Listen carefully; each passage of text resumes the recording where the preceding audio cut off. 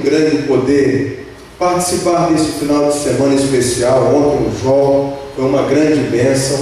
Eu fui realmente renovado pelo poder do Espírito Santo. Como foi bom estar aqui, ouvir as mensagens e também as músicas que foram apresentadas. Eu quero louvar a Deus por esse privilégio. Estamos hoje encerrando, e eu gostaria que vocês abrissem a Bíblia. Vamos continuar lendo a Bíblia, porque a Bíblia é a nossa inspiração. A Bíblia é aquela que nos dá toda a motivação para que possamos viver a nossa vida cristã.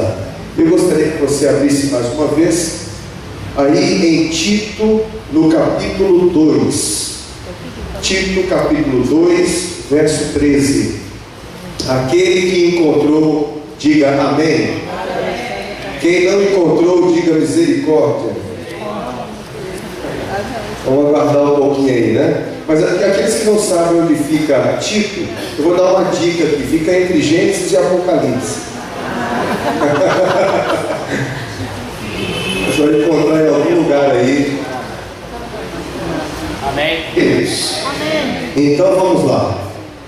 Capítulo 2, verso 13, a Bíblia diz assim: aguardando a bendita esperança e a manifestação da glória do nosso grande Deus e Salvador, Cristo Jesus. A volta de Jesus é a nossa grande esperança, amém, queridos? Uma certa ocasião eu estava numa cidade chamada Montes Claros. Eu fui pastor de Belo Horizonte, de uma igreja grande lá em BH, igreja central. Fui pastor auxiliar, como contei para vocês. Depois eu fui transferido para a cidade de Sete Lagoas. E em Sete Lagoas eu trabalhei durante 3 anos como pastor distrital do distrito de Sete Lagoas. Quando eu estava no meu 3º ano, fui transferido para a cidade de Montes Claros, a igreja central de Montes Claros, distrito que tinha 10 igrejas. E a cidade de Montes Claros é uma cidade muito quente, não tão quente talvez quanto o Rio de Janeiro nos dias de muito calor, né? Mas era muito comum em Montes Claros a gente pegar uma temperatura assim de 43 graus na sombra, né? Quando aqui chega a 43 graus fica muito quente, né? Aliás, essa cidade aqui, o Rio de Janeiro, é considerada a cidade de 40 graus, né? Não é isso? Mas muitas vezes passa, né? Então, e lá era muito quente. E a cidade, na verdade, parecia uma panela de pressão. Por quê? Porque a cidade ficava assim numa região baixa. Tinha serra em volta, e você descia a serra e lá embaixo ficava a cidade de Montes Claros.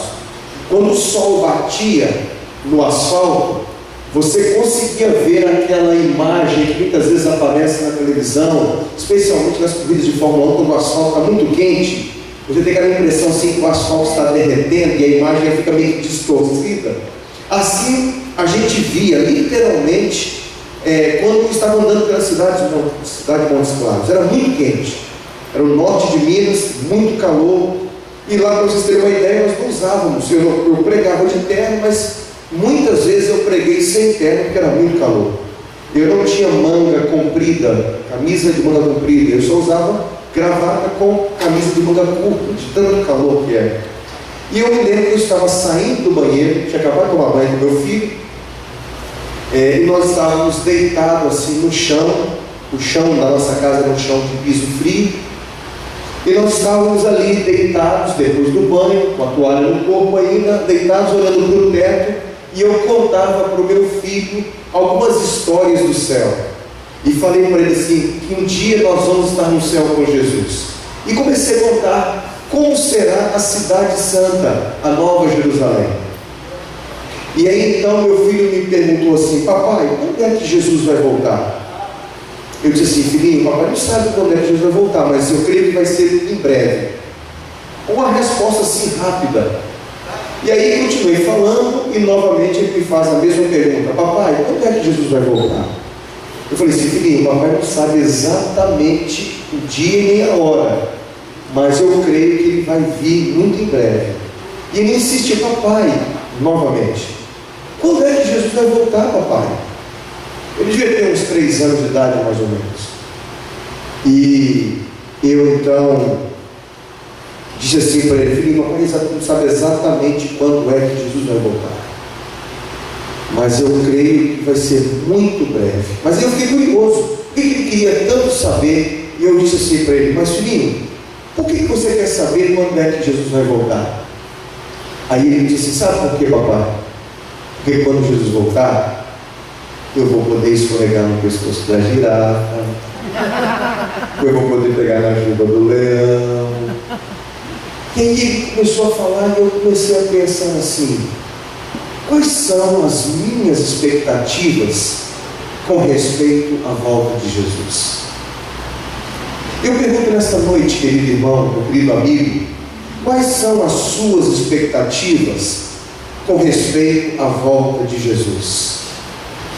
Quais são os seus anseios? Eu pergunto, você está com saudades de Jesus?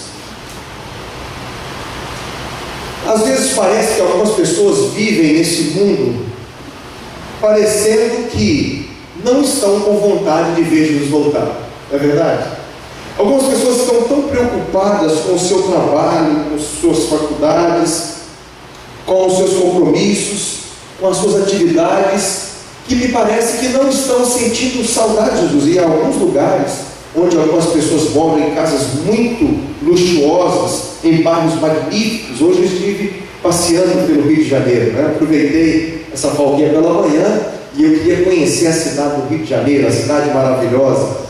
E aí eu fui, o sol estava maravilhoso também, e eu passei pelo Leblon, passei por Ipanema, até almocei em Ipanema, que chique, né? Aí eu almocei lá em Ipanema com o André, e aí nós passamos por outros lugares, fomos na Barra, eu quero conhecer a Barra também, eu quero conhecer tudo. E aí eu conheci o Rio de Janeiro, e cada lugar bonito, e eu vi umas casas bonitas, umas mansões, e eu imagino que algumas dessas pessoas que moram nesses lugares que não conhecem a Jesus, algumas nem têm muita saudade de Jesus, né? Tem tanta coisa boa aqui nessa terra, parece que não precisa de Cristo, tem tudo aqui na terra. Mas quando um filho cai doente, ou quando uma doença incurável atinge essa pessoa, tudo muda, né? Tudo muda. Porque todo mundo quer se apegar à vida. E vida eterna só Jesus pode dar. E ninguém se liga nisso. Que só Jesus pode dar vida eterna. Mas, queridos, eu fiquei pensando, quais são as minhas expectativas com respeito à volta de Jesus? Hoje, os estadistas, os militares, os ecologistas, os sociólogos, os historiadores, todos eles se unem num discurso editorial apocalíptico anunciando o fim da história. Ninguém tem dúvida de que Jesus está voltando e que o mundo vai acabar muito em breve. Os próprios ecologistas, as pessoas que sabem o que está acontecendo na camada de ozônio, o que está acontecendo lá nos polos, né, o degelo, ninguém tem dúvida de que o mundo está entrando numa situação em que poderá haver um grande colapso mundial. E sabe por que o mundo não acabou ainda? Porque o Apocalipse diz assim que Deus está segurando os ventos, os 4 ventos da terra. E não só a natureza está sendo cuidada por Deus, mas também o mundo social, político, Deus está segurando. Porque se ele abandonar esse mundo, vai acontecer o caos. Mas Deus está segurando, porque ainda não chegou o momento certo. A ciência e a tecnologia começam a afirmar a sua confiança na soberania da razão. É isso que acontece.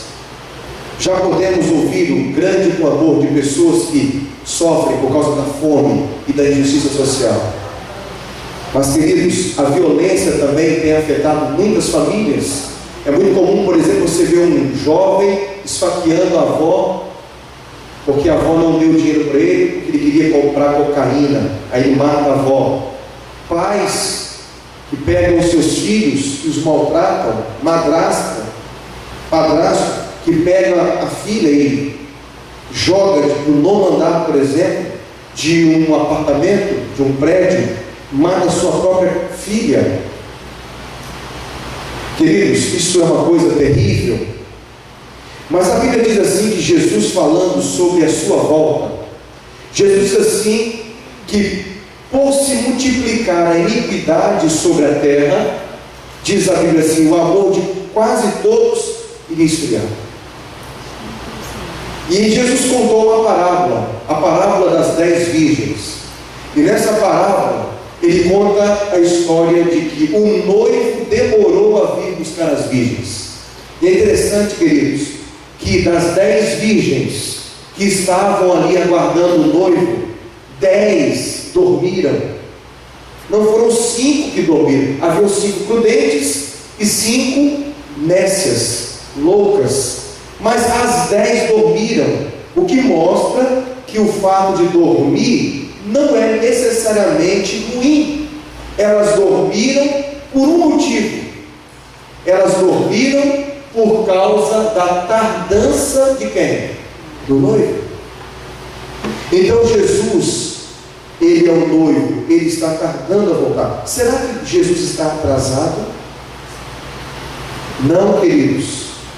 Está na hora. Mas não está na hora de Jesus voltar. Aliás, se o povo de Deus já estivesse preparado, Ellen White, uma escritora da igreja, diz o quê? Que Jesus já teria voltado. Está na hora, sabe de quê? Não é de Jesus voltar. Está na hora de estarmos preparados para que Jesus possa finalmente voltar. A Bíblia diz assim, que muitos serão chamados, mas poucos os escolhidos. Queridos, eu acho que não existe nada pior para uma pessoa, para um ser humano, para um atleta. Eu que joguei futebol, fui um atleta durante um bom tempo da minha vida, não existe nada pior para um atleta do que ele treinar, se esforçar, se empenhar, e ele ser convocado para uma seleção olímpica, e quando ele está ali já pronto para receber a confirmação, ele é cortado. Nós temos exemplos de vários atletas que estavam prontos para disputar uma Copa do Mundo, uma Olimpíada, e por causa de uma contusão, por causa de uma situação, eles foram cortados da seleção. Eu me recordo uma vez em que o jogador que o Brasil inteiro queria que disputasse uma Copa do Mundo, que era o Romário, ele foi cortado, um entendimento entre os técnicos, a coordenação técnica, ele foi cortado. E geralmente quando um jogador ou um atleta é cortado de uma equipe, ele chora muito, porque o anseio do atleta é participar da Olimpíada, é participar de uma Copa do Mundo, de um Mundial, seja de qual esporte for. E eu me lembro quando eu fui convocado para a seleção brasileira, eu estava treinando em Teresópolis, como eu disse para vocês, eu fiquei 10 dias treinando ali, na Granja Comari, e eu comecei a sentir uma dor muito forte. Eu não sei se essa dor era uma dor emocional que acabou afetando a parte física, porque eu estava muito ansioso, porque vários jogadores tinham sido convocados, e ele ia levar 18 jogadores, e 26 jogadores foram chamados, só 18 iam fazer a excursão pela Europa, e eu sabia que havia uma possibilidade de corte, qualquer um que estava ali poderia ser cortado, e eu comecei a sentir uma dor muito forte nessa região lombar, e o treinador me disse assim, Albert, eu falei que estava sentindo dor, e os médicos me avaliaram, treinador físico também, preparador físico, e eles disseram para a gente assim, o médico disse assim, olha, nós vamos dar para você 2 injeções,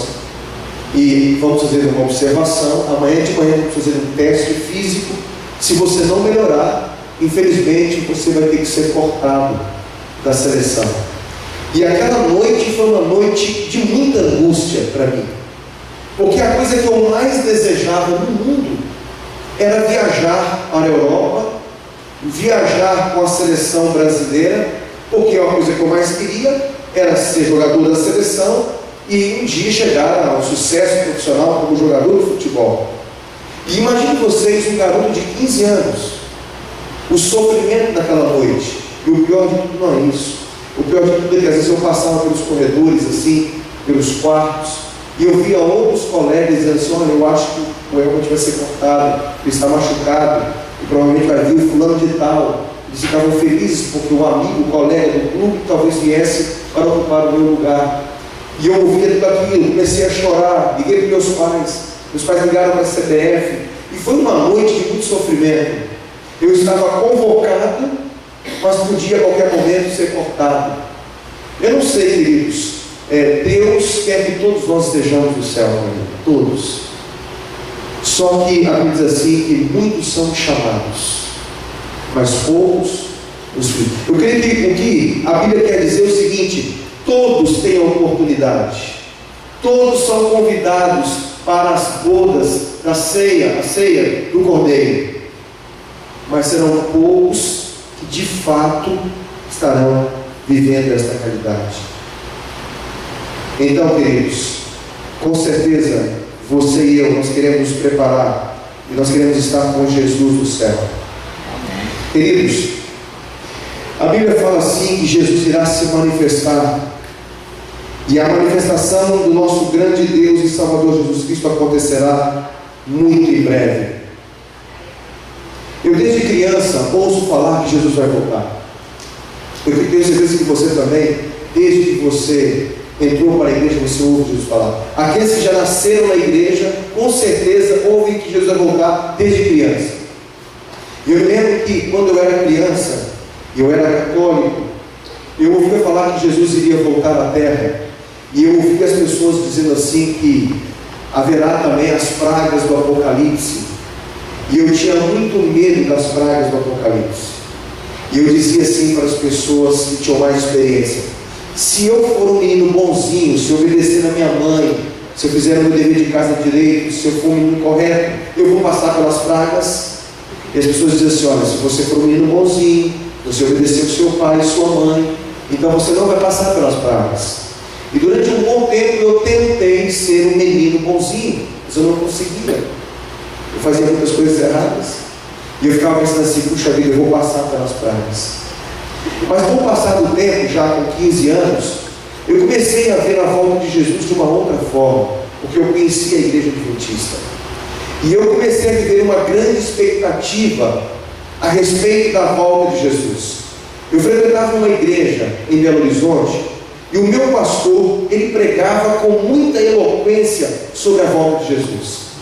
E ele dizia assim: irmãos queridos, Jesus está voltando a esta terra, e Jesus vai voltar muito em breve. Ele dizia assim: pode ser que haja até um erro no calendário, dizia ele.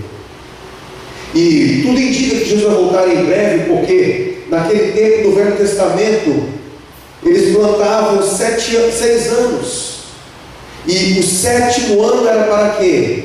Para o descanso da terra. E ele dizia assim: nós já estamos no ano 2000, completando 6.000 anos de existência da terra.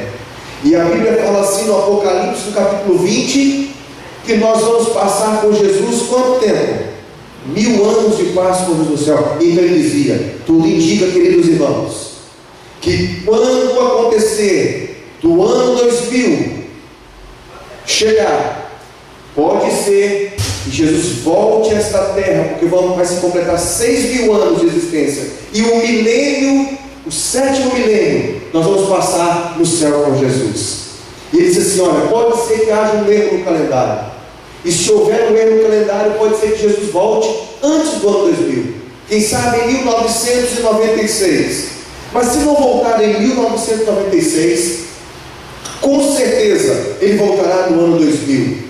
Mas se por algum motivo ele não voltar no ano 2000, será pouco depois, mas Jesus vai voltar, irmãos. E aí os irmãos da minha igreja diziam: amém, amém. E nós aguardávamos Jesus no ano 2000.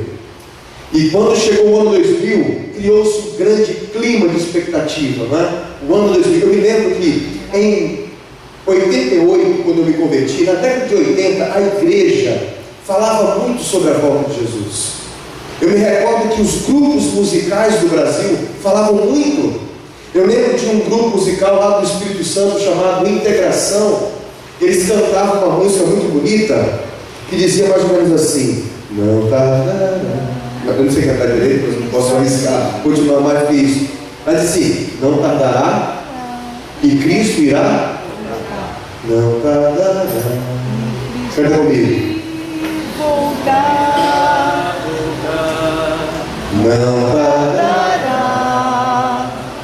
E Jesus. Aí havia um momento que diz assim: eu quero me preparar, pois quero logo subir e quero junto a você lá no céu conversar com Jesus. E aí havia um momento que havia um pouco, inclusive assim, né? E aí um baixo do grupo diz assim: Jesus um dia prometeu voltar, prometeu o céu, a vida eterna, aqui nos buscar. Mas para estar lá é preciso um preparo. Você e eu devemos nos preparar. E aí eu ouvi aqui que dizia que Jesus vai voltar. E todo mundo pregava sobre a volta de Jesus. E os congressos, os temas dos congressos eram: nós o veremos, né? Jesus voltará, e aquela imagem da volta de Jesus. Até hoje a gente vê por aí Jesus voltando e as pessoas com as mãos levantadas, esperando Jesus voltar. Queridos, desde criança eu ouço que Jesus vai voltar e Jesus ainda não voltou.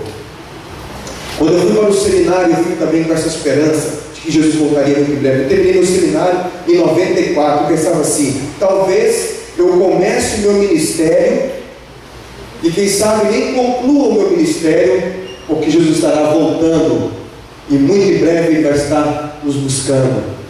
E eu comecei o ministério, e desde que eu comecei o meu ministério, que eu prego sobre a volta de Jesus. Mas, queridos, Jesus ainda não voltou. Posso dizer uma coisa para vocês? Eu continuo pregando sobre a volta de Jesus. Amém. Sabe por quê, queridos irmãos? Porque eu creio que Ele vai voltar. Amém. Eu creio que aquele que prometeu é fiel e justo para cumprir todas as suas promessas. E porque aquele que prometeu, Ele já prometeu outras coisas antes disso, da volta de Jesus. E tudo aquilo que Ele prometeu e profetizou aconteceu. A sua primeira vinda, Ele veio. Muitos não aguardavam Jesus quando Ele veio pela primeira vez, mas Ele veio.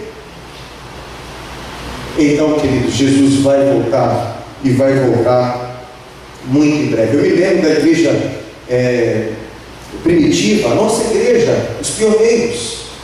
Eu me recordo que Guilherme Miller começou a pregar o Evangelho. Eu lembro que a história conta que Guilherme Miller começou a estudar numa cidade chamada Vermont, na biblioteca local do Apocalipse, Daniel e Apocalipse. E Guilherme Miller, ele descobriu uma verdade em Daniel, no capítulo 8, o verso 23 e 24.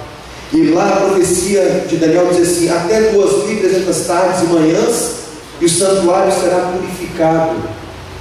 Ele começou a estudar esse texto, e ele descobriu que esse texto era uma profecia. A profecia falava de 2.300 tardes e manhãs. Mas nós sabemos que na Bíblia, tarde e manhã, cada dia equivale a um ano. E como é que eu posso subentender isso? Como é que eu posso compreender dessa forma?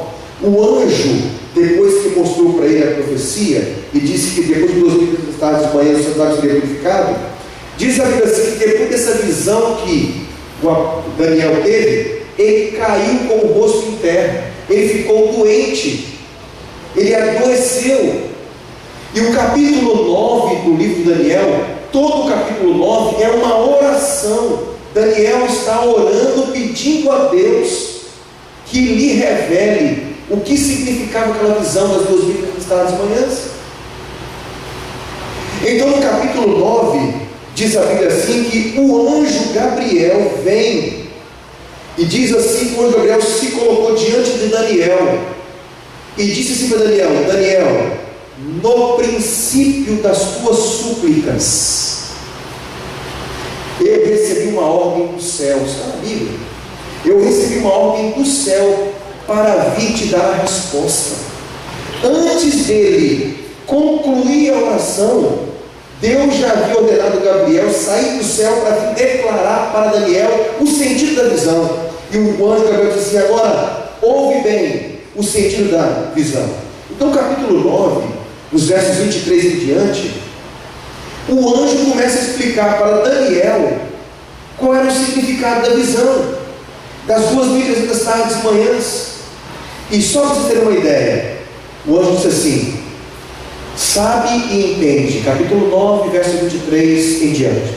Ele diz assim: sabe e entende, Daniel, desde a saída da ordem para restaurar e edificar Jerusalém.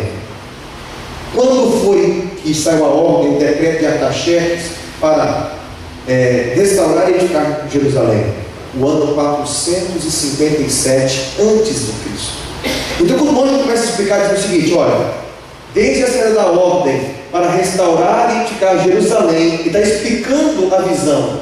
Ele diz assim: desde esse momento até o ungido. Quem é o ungido, queridos? Jesus. Ou seja, a profecia, ela tinha uma distância de cumprimento, ela compreendia um tempo que começaria na restauração de Jerusalém, na edificação de Jerusalém, no ano 457 a.C., e alcançaria o período, o tempo de quem? De Jesus. Então não poderia ser 2.300 dias, teria que ser 2.300 anos. Então, se eram anos, o que Guilherme Miller fez? Ele somou, a partir do ano 457, somou 2.300 anos, e ele chegou a uma data. Sabe qual era a data? O ano de 1844. A Bíblia dizia em Daniel que nesse momento, no final dos 2.300 anos da profecia, dizia assim a Bíblia: o santuário será o quê? Purificado. Guilherme Miller entendeu que a purificação do santuário seria a purificação da terra. E ele começou a pregar que Jesus voltaria nesse dia. E ele fez os cálculos, ele era um homem muito estudioso. Diz a história que Guilherme Miller, ele leu todas as obras da biblioteca local em Vermont. Ele estudava à noite, estudava à luz de uma lamparina a noite inteira. E ele leu todos os livros da biblioteca sobre esse assunto. E ele então concluiu: Jesus vai voltar. E ele então reuniu um grupo, começou a pregar para muitas pessoas e começou a ter vários seguidores. E os seguidores de Guilherme Miller foram chamados de milleritas, porque seguiam Miller. Então o millerismo tomou um corpo. E quem compunha o millerismo?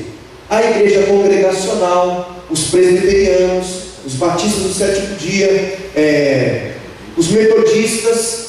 Todos eles se reuniram para pregar a volta de Jesus. As placas das igrejas caíram nesse movimento. Era o movimento millerita, os seguidores de Miller.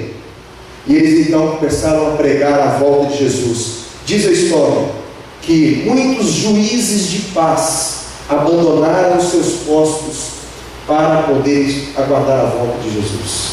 Professores deixaram as escolas para se preparar para a volta de Jesus. Alguns fazendeiros, próximo da volta de Jesus, no dia 22 de outubro de 1854, que foi a data marcada por eles, próximo dessa data, os fazendeiros abandonaram as suas fazendas nos Estados Unidos e em outros lugares. Diz a história aqui: as maçãs apodreceram nos pomares, as batatas não foram colhidas, porque Jesus estava voltando. Eles estavam muito felizes, estavam aguardando a volta de Jesus. Dizem que soma de dinheiro foi doada pelas pessoas ricas. Eles doaram muito dinheiro, muitos venderam tudo e doaram para que pudessem preparar literatura evangelística, para poder falar sobre a volta de Jesus, para que todos se preparassem. Um movimento foi criado em torno da volta de Jesus, queridos. Um pastor chamado Carlos Fitt, não sei quantos de vocês conhecem a história desse pastor. Pastor Carlos Fitt, ele tinha 6 filhos. Quatro filhos morreram de uma forma trágica. Naquele tempo era muito comum as pessoas morrerem de tuberculose, tosse comprida e outros problemas. e ele perdeu 4 dos seus filhos por doenças, e muitos naquele tempo também tinham perdido os seus entes queridos por esses motivos. E toda aquela igreja, todo aquele movimento aguardava a volta de Jesus, e esperavam que naquele momento em que Jesus iria se manifestar, aquele momento seria o grande encontro de todos os feridos, de todos os parentes que morreram por causa dessas doenças. E Carlos Fitt, ele 10 dias antes, exatamente 10 dias antes, aliás 8 dias antes, no dia 22 de outubro de 1844, o pastor Carlos Fitt morreu. Ele fez um batismo sucessivo de 3 grupos, num lago muito gelado. Ele pregava sobre a volta de Deus, porque ele encontrou nessa pregação, nesta mensagem, a grande esperança de reencontrar seus filhos. E ele então fez num só dia um batismo sucessivo de 3 grandes grupos, e muito provavelmente, em decorrência desse batismo, numa água fria e gelada, ele adoeceu e faleceu 8 dias antes, no dia 22 de outubro de 1844. E aí então a senhora Fitt foi entrevistada, e perguntaram para a senhora Fitt: e a senhora Fitt, como está, como se sente ao perder o seu esposo, irmão Fitt? E ela estava com seus 2 filhinhos ali. Não é difícil de imaginar ela ali no velório, ela ali no funeral, pastor Carlos Fitt sendo velado, e ela dizendo assim: eu não estou preocupada, porque daqui a uma semana, no dia 22 de outubro de 1844, já está determinado, marcado. A data é a data da volta de Jesus, e Jesus vai voltar, e o pastor Carlos Fitt estará conosco de novo, e os nossos filhos, e aí nós seremos uma família feliz. Os filhinhos perguntavam: mamãe, quando é que papai, quando voltaremos a ver papai e mamãe? Ela dizia assim: filhos, calma, fiquem tranquilos, daqui a uma semana Jesus vai voltar, e seremos uma família feliz, veremos o papai. O dia 22 de outubro de 1844 chegou, queridos. Uma grande expectativa. Diz os livros da história que muitos grupos se reuniram. Eles se reuniam em campais, as igrejas se reuniam em casas, em pequenos grupos, nas igrejas. Alguns foram para as montanhas, alguns estavam ali em grandes campais, louvando e glorificando a Deus, e aguardavam o momento que Jesus voltaria. E quando chegou o dia 22 de outubro de 1844, meus queridos, a história diz assim que o sol nasceu no Oriente. O sol nasceu, todo o sol caminhou pelo meridiano, e Jesus não voltou, queridos. O sol da justiça não apareceu naquele dia, e eles continuaram orando, esperando que talvez Jesus pudesse voltar à meia-noite, e esperaram as 12 badaladas da meia-noite. E diz a história que as 12 badaladas aconteceram e Jesus não voltou. Queridos, houve uma grande decepção, uma grande decepção. Os jornais daquela época noticiaram a grande decepção do povo milerita, e eles colocavam as manchetes zombando dos mileritas. Diz Ellen White que aquele dia, o dia 22 de outubro de 1844, foi o dia mais feliz da sua vida, porque ela aguardava Jesus voltar. Mas quando passou o dia 22 de outubro, que ela viu que Jesus não voltou, ela disse assim que ela se entristeceu muito, e ela disse que Tiago White chorou como uma criança. A decepção foi muito grande, queridos. Muitos debandaram-se do movimento, muitos saíram, abandonaram a fé, mas um pequeno grupo permaneceu, e eles oraram, perguntando a Deus o que foi que aconteceu. Porque se a profecia era verdadeira, se a data inicial era correta, Depois de 2.300 anos, o santuário seria purificado. Então tudo estava certo. Por que então não aconteceu a volta de Jesus? O erro aí foi um erro de interpretação, queridos. E eles compreenderam que no ano de 1844, a purificação que se fazia e que se faria não era a volta de Jesus à terra, para purificar a terra, que era o santuário, mas Jesus estava dando início ao juízo, o juízo investigativo. Assim como no Velho Testamento, o sumo sacerdote, somente uma vez ao ano, no dia do juízo, no dia da expiação, ele entrava como sumo sacerdote dentro do lugar santíssimo. Ele ficava ali naquele dia da expiação e ele ficava ali intercedendo pelo povo. Depois que ele intercedia pelo povo, Deus aceitava a intercessão. O sumo sacerdote saía do lugar santíssimo, se apresentava no acampamento diante do povo de Israel, e o povo então compreendia que Deus havia aceito a intercessão e o pecado havia sido erradicado do meio do povo. Então, nesse momento, queridos, em 1844, o que havia acontecido? Jesus, então, como sumo sacerdote, ele acabava de entrar no lugar santíssimo para fazer o quê? Uma obra especial, a obra de intercessão, como sumo sacerdote, porque nós estávamos iniciando o juízo investigativo.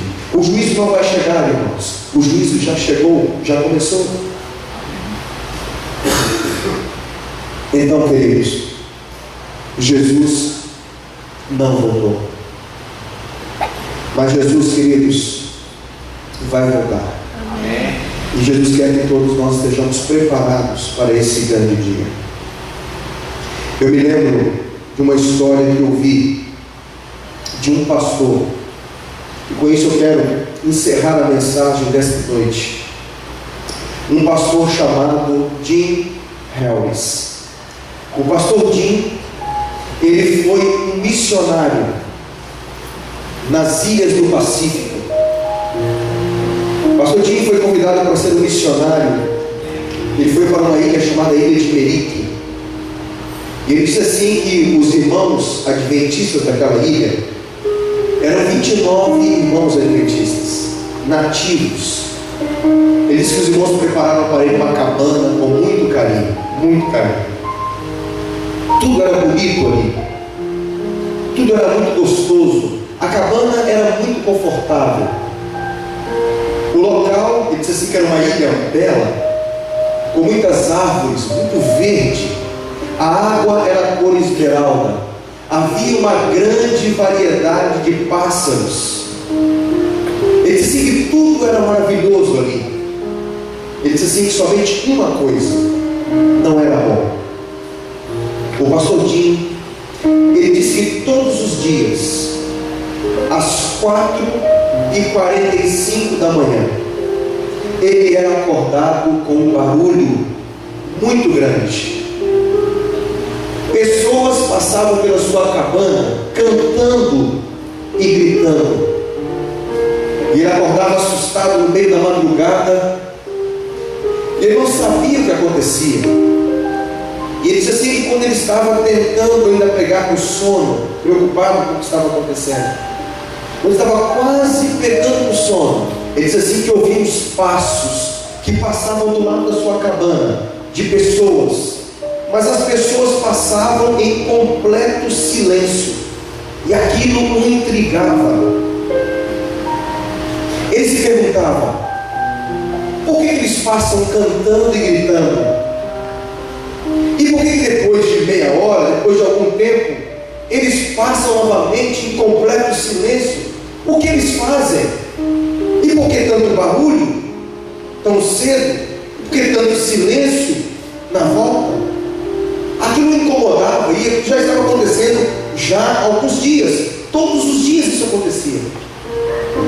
E ele falou assim: eu esta noite vou me acordar e eu vou seguir esse povo para ver o que acontece.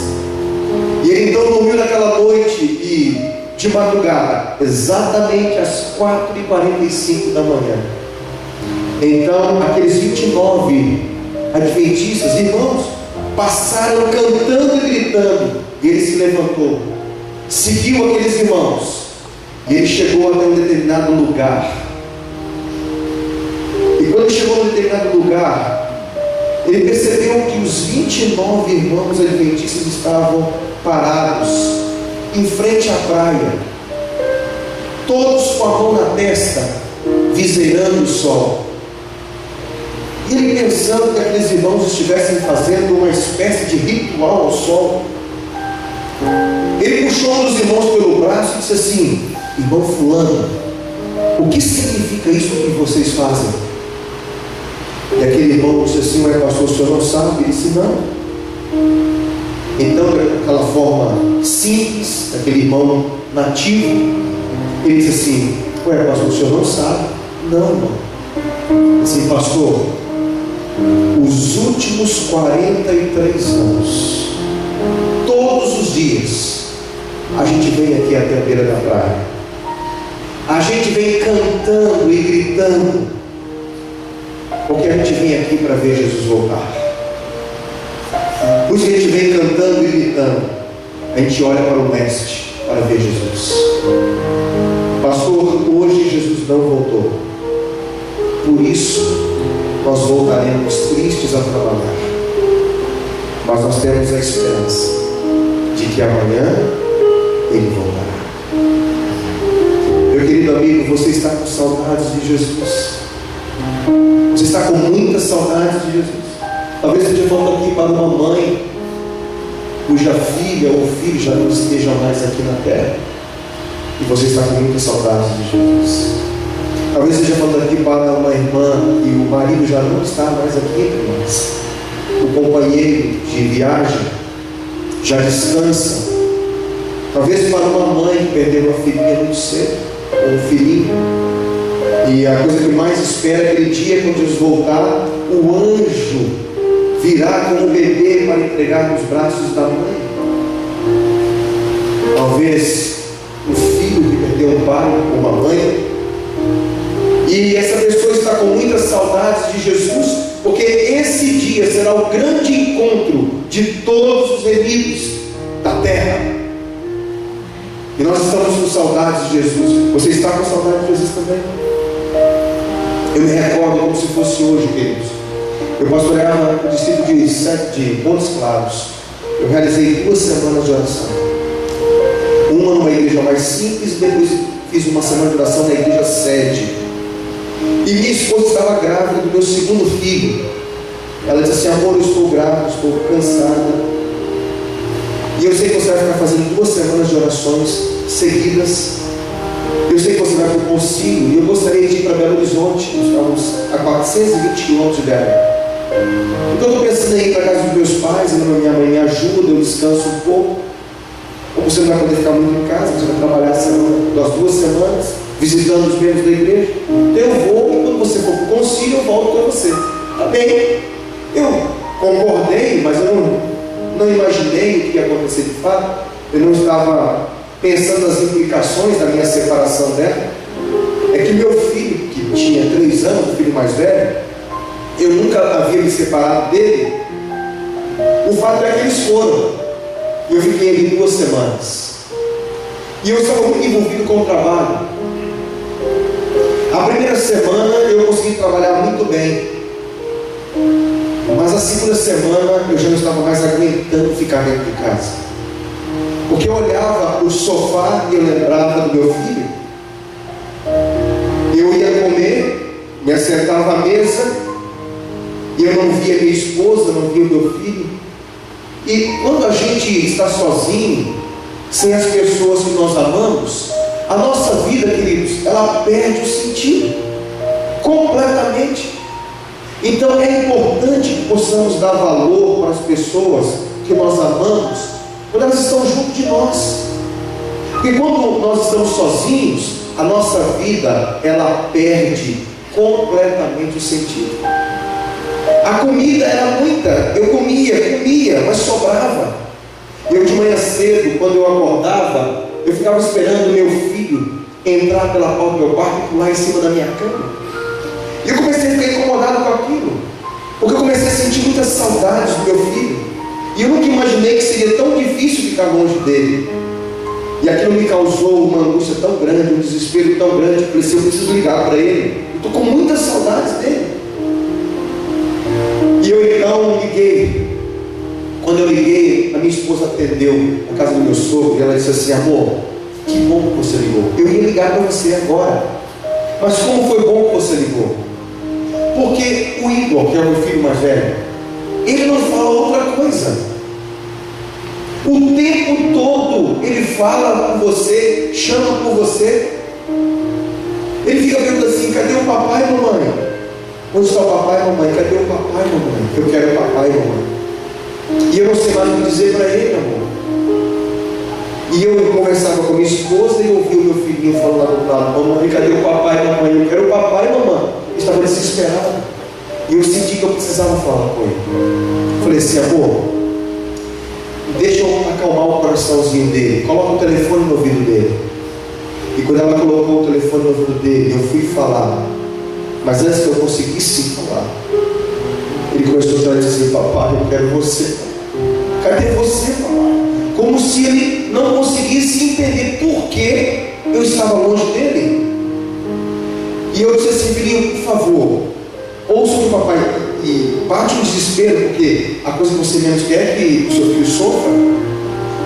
E eu falei assim, eu preciso confortá-lo de alguma forma. Eu falei, filhinho, por favor, preste atenção no que o papai vai falar para você até agora. E de repente, irmãos, ele silenciou, não falou uma palavra mais. Eu falei assim, filhinho, o papai te ama muito, filho. O papai gostaria muito de estar com você. Mas o papai não pode agora. O papai é um pastor, filho. E o papai tem um compromisso aqui com a igreja. Eu vou realizar 2 semanas de oração e uma já está acabando. E falta só mais uma semana. E como ele tinha 3 anos, eu comecei a falar para ele, para ele entender. Vai passar um dia, vamos dormir. 2 dias, o papai vai dormir, você vai dormir também. E fui explicando para ele ter uma noção do tempo. Eu falei assim, quando chegar no 7º dia, filhinho, o papai vai pregar na igreja e o carro já vai estar preparado, todas as coisas, as malas vão estar dentro do carro. E quando eu terminar de pregar, o papai vai esperar só o pôr do sol. E quando o sol se pôr, o papai vai buscar você, filhinho. Tá bom, filhinho? Ele disse, eu quero você, papai. Cadê você, papai? Eu quero você, papai. E começou a chorar. Naquele momento, queridos, eu senti algo assim muito difícil. Eu me senti assim como uma pessoa incapaz de fazer qualquer coisa. E a única coisa que eu pude fazer naquele momento era chorar, porque eu queria estar com ele, mas não podia. Não havia nada que pudesse fazer com que eu estivesse do lado do meu filho, que eu tanto amava. Mas a minha situação piorou ainda mais por um motivo. Porque agora eu percebia que não somente eu sofria a ausência do meu filho, mas agora eu percebia que o meu filho, que eu tanto amava, agora sofria a minha ausência. E quando eu passei por essa experiência, eu fiquei pensando, como Jesus está agora. Você não pode imaginar, querido irmão, o quanto Jesus está com saudade de você. Você não tem ideia. Nós não temos ideia do quanto Jesus está com saudades de nós. Mas Ele está sofrendo muito, sabia? Jesus está sofrendo muito, porque Jesus sabe que eu e você, nós estamos com muitas saudades dele também. E Jesus, Ele vai voltar. Amém. Porque Ele, mais do que nós, deseja estar conosco, queridos. Por isso, Jesus disse, não se turbe o vosso coração. Credes em Deus. Crede também em mim. Inclusive quando eu falei, voltarei. Creia em mim. Na casa de meu pai há muitas moradas. E se isso não fosse verdade, eu não estaria dizendo para vocês. Vou preparar um lugar. E quando eu preparar um lugar, eu voltarei. E vos receberei para mim mesmo, para que onde eu estiver, estejais vós também. Eu queria fazer 3 perguntas nesta noite. Eu não queria que você levantasse a sua mão agora. Só faça uma reflexão. Eu pergunto: você gostaria de estar no céu com Jesus? Seja sincero. Não responda levantando sua mão, mas responda em sua mente. Você realmente quer estar com Jesus no céu? Esse é o sincero desejo do seu coração? Eu quero fazer a segunda pergunta agora. Você gostaria de estar no céu com Jesus, mas sente que ainda não fez o devido preparo para estar lá? Eu gostaria de fazer a terceira pergunta agora. Você gostaria de se preparar para a volta de Jesus? Para que quando Jesus se manifestasse nas nuvens dos céus, você pudesse levantar as suas mãos, para que você possa levantar as suas mãos e dizer assim: esse é o nosso Deus que tanto aguardamos, nele gozaremos e nos alegraremos. Amém. A Bíblia diz assim que Jesus voltará e nos levará para a nova Jerusalém. Irmãos, nós iremos viajar por um universo aparentemente infinito, e nós iremos fazer uma viagem, e nós iremos chegar depois de uma semana de viagem.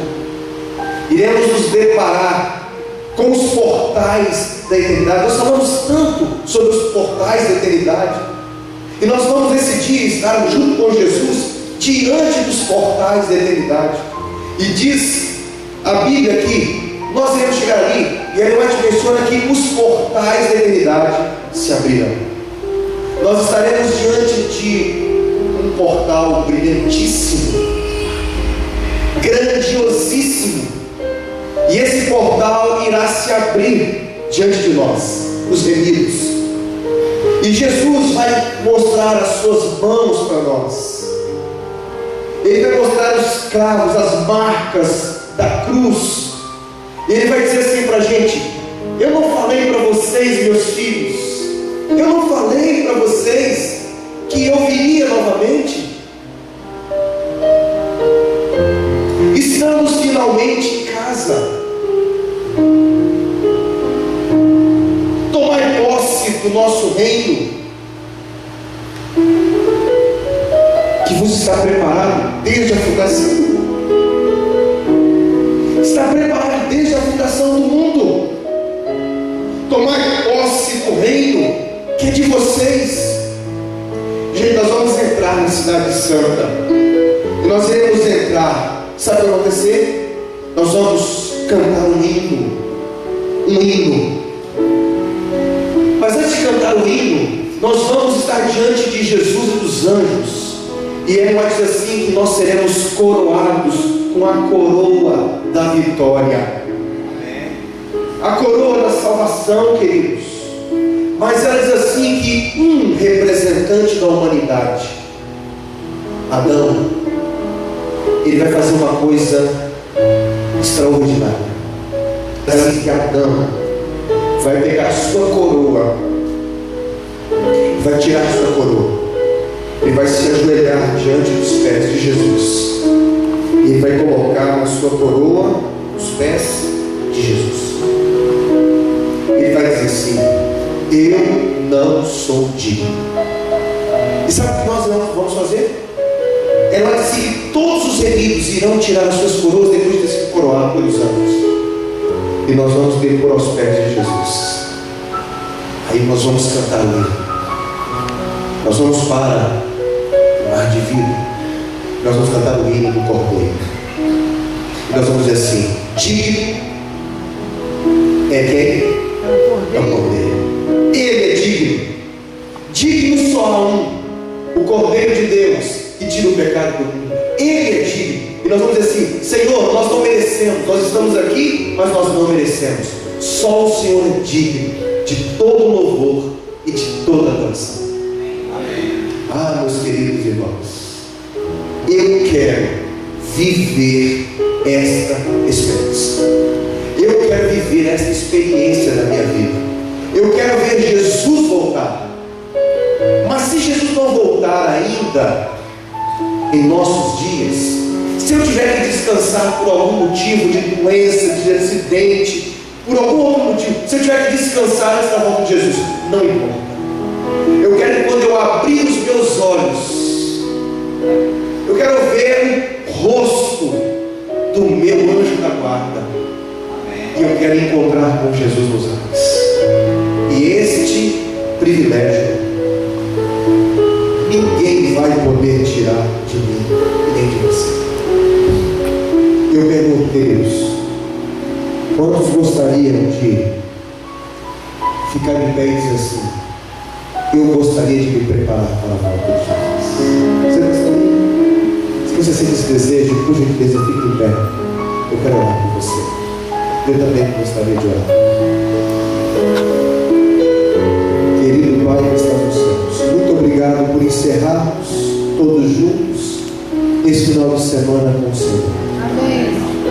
Não poderíamos terminar de forma diferente, porque uma coisa passa pela nossa mente todos os dias, desde que nos batizamos: a esperança daquele grande dia que o Senhor vai se manifestar nas nuvens dos céus para nos levar para morar contigo para sempre. Nos ajude para que possamos estar prontos e preparados, Senhor. Em nome e por amor de Jesus. Amém. E amém.